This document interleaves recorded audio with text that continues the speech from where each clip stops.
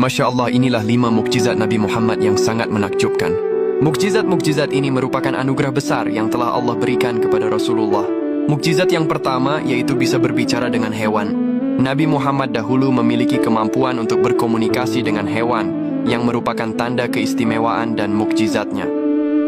Salah satu kisahnya adalah saat seekor serigala berbicara kepada seorang penggembala untuk mengakui kenabian Nabi Muhammad, yang membuat sang penggembala sangat terkejut. Kisah lain menceritakan tentang seekor unta yang mengadu kepada Nabi tentang perlakuan buruk pemiliknya yang mempekerjakannya tanpa belas kasihan. Nabi kemudian menasihati pemilik unta tersebut untuk memperlakukannya dengan baik.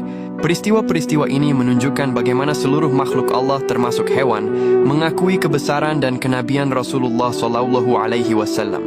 Adapun mukjizat yang kedua yaitu mukjizat pohon yang bisa berjalan. Suatu hari ada seorang Arab Badui yang sangat keras hatinya menantang Nabi Muhammad untuk membuktikan kenabiannya. Nabi kemudian menunjuk 2 pohon yang letaknya berjauhan dan memerintahkan salah satunya untuk datang. Atas izin Allah, pohon itu bergerak dengan mencabut akarnya dari tanah, lalu berjalan menghadap Nabi. Setelah sampai, pohon itu mengucapkan salam kepada beliau. Kemudian atas perintah Nabi, ia kembali ke tempatnya semula. Peristiwa ini membuat Arab Badui tersebut takjub dan bergetar hatinya. Ia akhirnya beriman dan bersyahadat di hadapan Rasulullah. Adapun mukjizat yang ketiga, yaitu mukjizat air memancar dari jari. Mukjizat ini terjadi beberapa kali dalam kondisi darurat, salah satunya pada peristiwa perjanjian Hudaybiyah.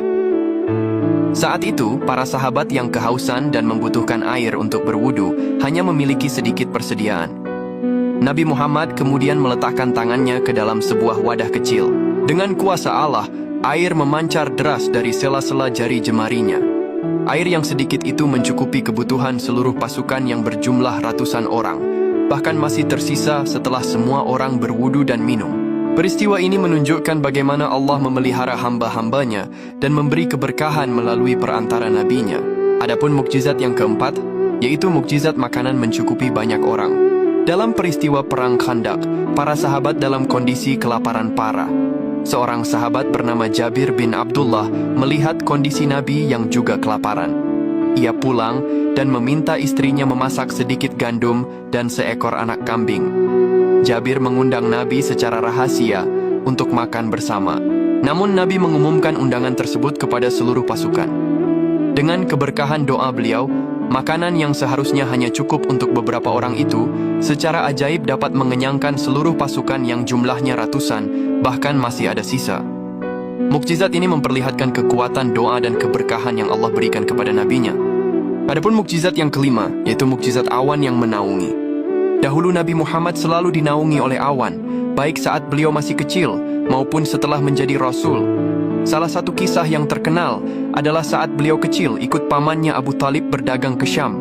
Seorang pendeta bernama Buhaira melihat tanda-tanda kenabian pada diri Nabi Muhammad kecil, termasuk awan yang selalu menaunginya dari terik matahari. Setelah dewasa, mukjizat ini juga terus terjadi dan menunjukkan perlindungan ilahi yang senantiasa menyertai beliau dalam setiap perjalanan dan aktivitasnya.